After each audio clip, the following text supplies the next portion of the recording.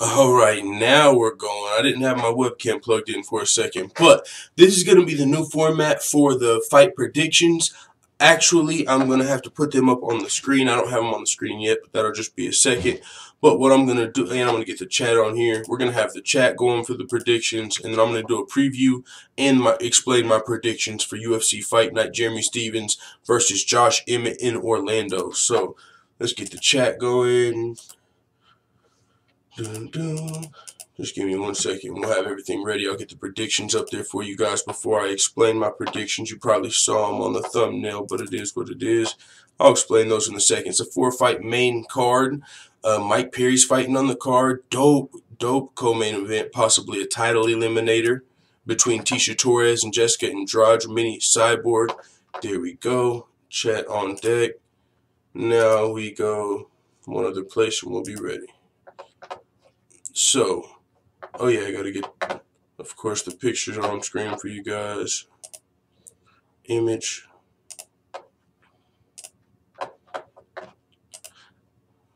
What's up? Let me know as soon as it's on here. Alright, here we go.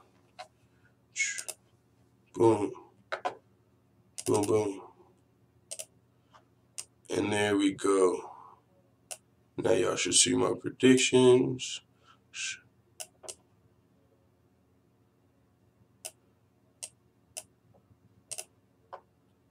There's the predictions. Alright, now with that being said, I'll make them a little bigger.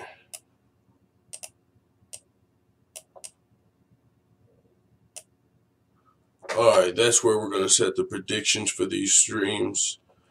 Alright, now let's get into the explanation for these. What up? Let's go. I see you in the chat. What up, OG? I'm going to pull up the chat so I can read it too for the explanations. I might stop and read a couple comments in between these explanations if need be. Here we are. Your current. Read a couple comments and mute that. Boom. In the game. What up, London? Taylor in the mother trucking building. Alright, this is what we are about to do. I got the live streams on the screen. Now I'm about to explain them. We got a 4-fight main card, man. It's going to be a great night of fights as we've had for like the last 2-3 weeks in a row. As much as the complainers wanted to complain, it's been fucking great fights, you know what I'm saying? You might not say on paper it doesn't have the drama going into the fights, it doesn't have the big names, but that just lets me know you're a casual fan. And also, hey, this would be a good video to explain the difference. Okay, there's a lot of talk about casual fans and hardcore fans, you know what I'm saying? Because I figured it out. Some people think just because you've been watching the sport for 20 years, you're a hardcore fan. No, you're a hardcore fan if you pay attention to what's going on day by day in the sport. You could have been watching since fucking UFC 1, but you don't know, you can't name like, 3 of the current champions because, yeah, you've been watching for a long time, but you don't pay attention to what's going on day by day. You probably, you know what I'm saying? You might only know a couple big names right now. You only pay attention to the big cards. To me, that's still a casual fan. You could have been watching for 20 years, but you don't know what's going on in the sport today. You're a casual fan. You'll pay attention to what's going on in the UFC casually. Now, you can be somebody that just started watching the sport 5 years ago, but you pay attention to everything going on day by day. You know what I'm saying? The top 15s, you watch Bellator. That's a hardcore fan. You pay attention to what's going on outside the MMA, the day by day. Fuck around Invicta, LFA, that's where I am, you know what I'm saying? I consider myself a hardcore fan, but no, I didn't start watching when I was fucking 3 years old at UFC 2. But still, you know what I'm saying? I'm still a hardcore fan. I just thought about that. Like, I think that's the confusion. People get long time and hardcore fans confused. So with that being said, put that spiel to the side. Let's get into these UFC predictions. Main event, Josh Emmett versus Jeremy Stephens. I thought I was going to be picking Jeremy Stephens going into this fight, man, but doing the research changed my mind on that, and you can see the heart there because, Jeremy Stephens is a heavy-handed fan favorite, you know what I'm saying? And I didn't want to have to pick against him. Josh Emmett just bursted onto my radar and to a lot of people's radar when he knocked out top-ranked Ricardo Lamas. But we'll get into all of that. We're going to, when we talk about the main event, we're going to start off with Mike Perry and Max Griffin. So, Pablo Platinum said, my guy's doing all these live streams. Goddamn. Hey, I mean, there's really not much of a difference between doing it live and doing it the way I was. It's just now that I got this dope live stream format, I figured I might as well do it this way. I mean, you can still go watch it afterward, and it's still the same thing as the predictions, but now we also get to see the chat and stuff on the screen as well. When people subscribe, you might see that too. I mean, I don't think anyone has subscribed during a live stream because we've only did like 2 of them, and they have, they've just been getting ready for everything, figuring them out. But when that happens, I think some dope animation's supposed to happen or some shit. We'll see if it works or not. I mean, it's been working when I'm not streaming, so it should work when I am. But anyways, let's get into Max Griffin versus Mike Perry. Max Griffin is 13-4 in overall MMA in his professional career. He's 1-2 in the UFC. He's fighting Mike Perry, who's 11-2 overall, but has more UFC experience as he's 4-2 in the UFC. Now, Max Griffin, he lost his UFC debut to Colby Covington via 3rd round TKO before knocking out Eric Montano, but most recently Max Griffin lost a unanimous decision to Zaleski dos Santos in October of 2017. So he's 1-2 in the UFC coming off of a loss, and he's going to be fighting, of course, fan favorite knockout artist Mike Perry, who's 2-1 in his last 3 fights, 4-2 in the UFC overall, as I said. In his last 3 fights, Mike Perry earned two brutal knockouts over Jake Ellenberger and Alex Reyes before losing his most recent fight via unanimous decision to Santiago Ponzinibbio. But I'm going to be picking Mike Perry in this fight to get the W. His only losses are to very experienced UFC fighters. Alan Jouban and Santiago Ponzinibbio have a lot of UFC experience. You know what I'm saying? And so those guys, they've got the experience to have the patience to deal with the knockout artist. You know what I'm saying? A lot of people who get into fighting, just in general, whether it's for self-defense purposes or not, one of the first things you learn how to deal with is knockout artists, because that's what most people are, just coming into fighting on a basic level. You know what I'm saying? You expect people to throw overhands and shit like that, but, you know what I'm saying? So that's... people with experience, I feel like, are pretty well prepared to deal with knockout artists. So that's why Alan Jouban and Santiago Ponzinibbio were able to pass that test. And Santiago Ponzinibbio, of course, threw in a couple of them John Jones eye pokes. But either way, in this fight, I'm going to be picking Max Perry. I don't know if Tyson Griffin's going to be as patient, remain as patient. He might want to fight the brawl that Mike Perry wants, and he might get clipped up, and that's what I'm thinking is going to happen. Mike Perry's only loss, as I said, were to 2 experienced UFC fighters, so I'm going with Mike Perry. Next we'll move to Ilir Latifi versus Ovince St. Preux. No, this one was it is a coin flip. I mean, I picked Ovince St. Preux, but first I picked Ilir Latifi. First I picked OSP. Doing the research, I picked Latifi. Then I did more research, back to OSP. But it's really so fucking close. Like, I'm gonna say Ovince St. Preux is heads on this coin. I mean, I didn't do this, but I'm telling you, that's what this is. If this is heads, yeah, heads. My prediction was right. So Ovince St. Preux is my call. I mean, I'll explain why it was so tough for me. Ilir Latifi is the number 8th ranked light heavyweight in the world, 14-5 overall, 6-3. He's 4-1 in his last 5 fights. His only loss in his last 5 fights was to the current Bellator light heavyweight champion Ryan Bader. Ryan Bader was a top contender in the UFC, who moved over to Bellator, became the champion. Ryan Bader's nobody's slouch, and that's the only person Ilir Latifi has lost to in his last 5 fights. But he's fighting number 5 ranked Ovince St. Preux in the light heavyweight division, who's 22-10 overall and 10-5 in the UFC. So he's more experienced not only inside the UFC but outside the UFC. Now, Ovince St. Preux is 3-2 in his last 5 fights. He's on a 3-fight winning and finish streak. He submitted Marcos de Lima and Yushin Okami before knocking out Corey Anderson in the 3rd round. I'm going to be picking Ovince St. Preux in this fight, but I'm not super confident in the pick because Ovince St. Preux is, he's a more experienced, I said I'm picking OSP, right? Picking OSP, yeah, I'm picking OSP, but I'm not super confident in the pick. OSP's more experienced, he's taller, he's the longer fighter, he's riding a 3-fight winning streak in which he's shown his well-rounded fight game. He's been getting submissions, we know he's a talented wrestler, he can knock guys out, he knocked out Corey Anderson with that kick, very, brutal kick. And Corey Anderson was a very high-level wrestler. Corey Anderson took him down, I believe, 4 times in the fight, but Corey Anderson was a very high-level wrestler. And Ilir Latifi is too, but I don't think he's on Corey Anderson's level with the wrestling. I mean, OSP's got the. I'm just gonna give OSP the edge because not only does he have momentum on his side, but he's got physical attributes on his side as he's taller and longer. So I'm just fucking flipping the coin and also leaning to with the knowledge, leaning toward OSP a little bit. Tisha Torres, let's see what's going on in the chat before I get to the co-main event and the main event. What's going on, family? Let's see. Let's pull it up. Boom. Stamina MC, what up, OG Capital Kid, London or London Taylor? I'm not confident with OSP either. Yeah, that's what I'm saying. What up, everybody? All right, I'm about to get, let's see. Platinum Escobar said, I got Stevens and Draj, St. Preux, because Latifi is fucking awful, says Pablo Platinum Escobar. And my fucking boy, the people's main event, Mike Platinum Perry. I think that might be a good time. You know what? Before we get out of here, I'm going to have to play my Platinum Perry versus Thiago Alves fucking track. You know what I'm saying? We're going to have to play that before we get out of here.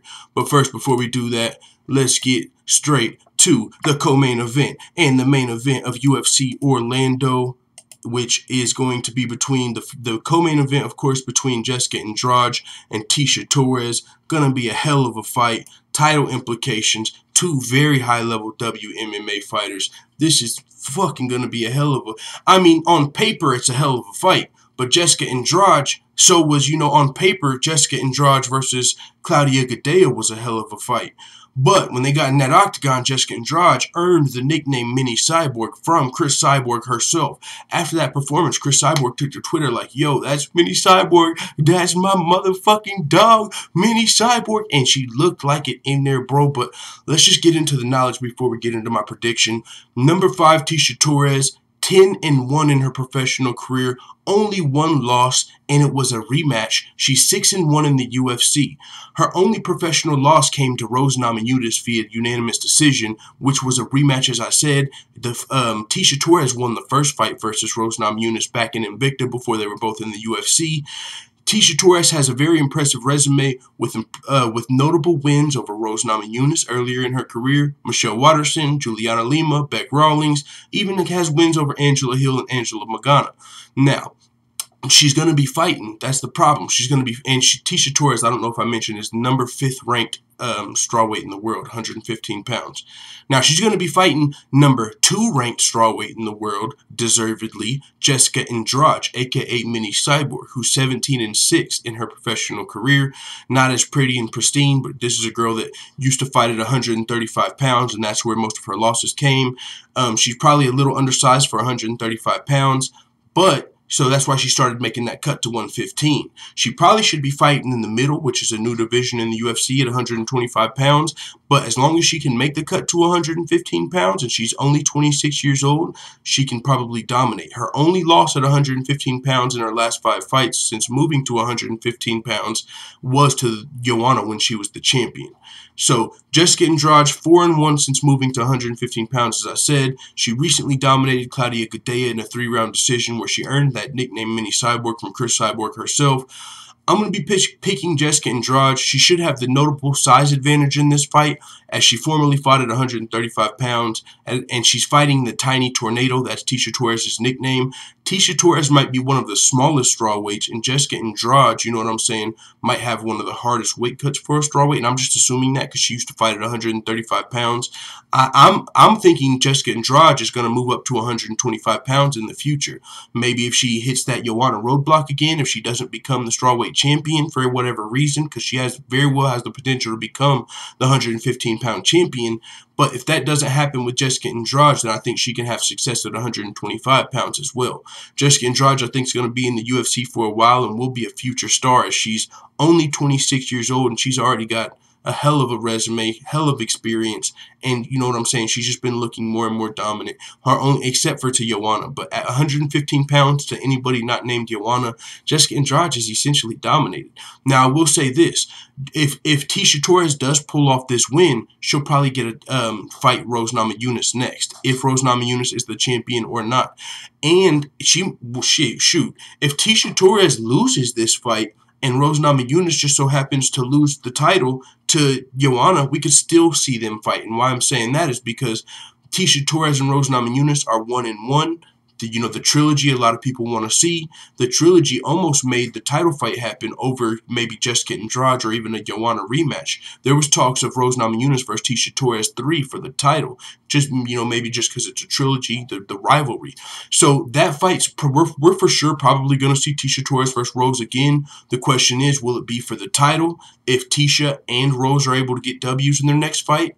Or will it just be a trilogy rematch, not for the title if they both take L's in their next fight? And you know what I'm saying? That's just something that could happen. Got my eye on that rematch. So I'm picking Jessica Andrade to get the win here. Now, to the main event. Josh Emmett, number 4th ranked featherweight in the world, 13-1 overall. Only one professional loss. Split decision to Desmond Green, the Predator Toon. Now, he's 4-1 in the UFC, Josh Emmett, and also 4-1 in his last 5 fights. His only professional loss, as I said, to Desmond Green. He most recently bursted into the top 5 after accepting a short notice fight versus Ricardo Lamas and knocking him out in the first round. Josh Emmett's going to be fighting number 7 ranked Jeremy Stephens, who's 26-14 overall, 14-3 in the UFC. He's almost, 500 in the UFC. If Jeremy Stephens happens to lose this fight, he will go to 14-14 and be 500 in the UFC. But he's still a legend of the sport, a heavy-handed fan favorite. Jeremy Stephens is 3-2 in his last 4 fights. He's riding a 2-fight winning streak over Gilbert Melendez and most recently a second-round KO in a fight of the night versus Korean Superboy Doo-Ho Choi. And his only losses came to, at the time, undefeated Renato Moicano, who's looking like a stud. You know what I'm saying? He's only got 1 loss, and he was winning the fight. Got choked out by Brian Ortega. But other than that, Renato Moicano's undefeated. So that's one of Jeremy Stephens' losses. And then, of course, also to the current featherweight champion, Max Holloway. So Jeremy Stephens hasn't lost to, no scrubs by any means. But the problem is, I'll get into why I'm picking Josh Emmett in this fight. Originally, I thought I was going to be picking Jeremy Stephens. If you saw, just my preview before I did the research, I picked Jeremy Stephens. But after doing the research, I realized, I might have been subconsciously a little biased picking Jeremy Stephens because, as I said, he's a fan favorite. Everyone loves Jeremy Stephens. He's a heavy-handed fan favorite. You love seeing his fights. He always brings it. He's down to fight anybody. So, Jeremy Stephens also never gives up. He's experienced, shared the octagon with some legends. He's every hardcore and longtime MMA fan knows exactly who the fook Jeremy Stephens is, despite Conor's press conference confusion. Now, I originally thought I was going to pick Jeremy Stephens going into this fight, as I said, but doing the research, I realized Jeremy Stephens' war with Doo-Ho Choi was only, it was like January 14th. This fight's gonna be like February 26th or something. So, literally, he had that war with Doo-Ho Choi, and then a month and a week later, he's going to be fighting again. And we just saw Josh Emmett has the potential to knock out guys, especially top guys. So, it might be a little too soon back in the octagon for Jeremy Stephens. And on top of that, when I did, the research, I realized Josh Emmett, I knew he was coming out of Team Alpha Male, so, a lot of those guys have super solid wrestling. But Jeremy Stephens has had that. If he had a weakness, both of these guys are well-rounded fighters. But if Jeremy Stephens had a weakness, he's known more for his hands. But it's people trying to wrestle him. People that don't want to stand and bang with him. And that's the thing about Josh Emmett. I think he might be willing to, initially stand and bang with Jeremy Stephens. But he's always going to have that wrestling in his back pocket. And I think that's why I'm going to give the edge to Josh Emmett because of his wrestling abilities and Jeremy Stephens, history with wrestling, just in his, most of his losses. And even in some of Jeremy Stephens' wins, he gets taken down in his fights. But that's, Jeremy Stephens, stand and bang. He wants to have fun, impress the fans, knock you out. And he's got the potential to do that here as well. So I'm going to give the edge to Josh Emmett. Unfortunately, just because I was a little biased, I thought I was going to be picking Jeremy Stephens. Been a fan of Jeremy Stephens for a while, you know what I'm saying? And he's got the momentum. He just had that fight with Doo-Ho Choi, so, you might have been a little bit prisoner of the moment.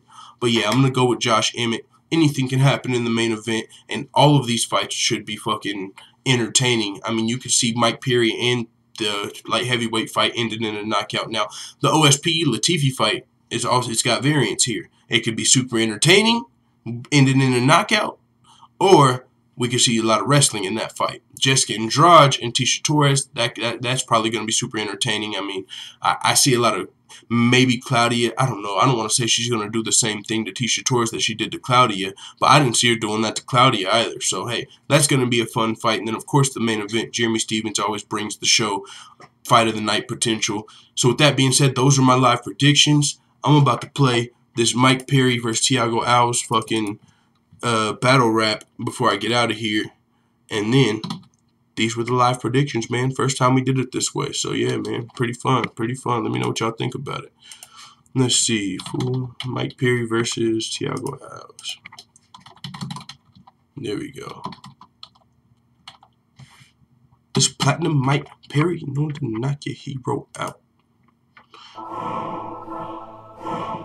Let me turn that down so y'all can hear it. I need to get some headphones so I can listen with you.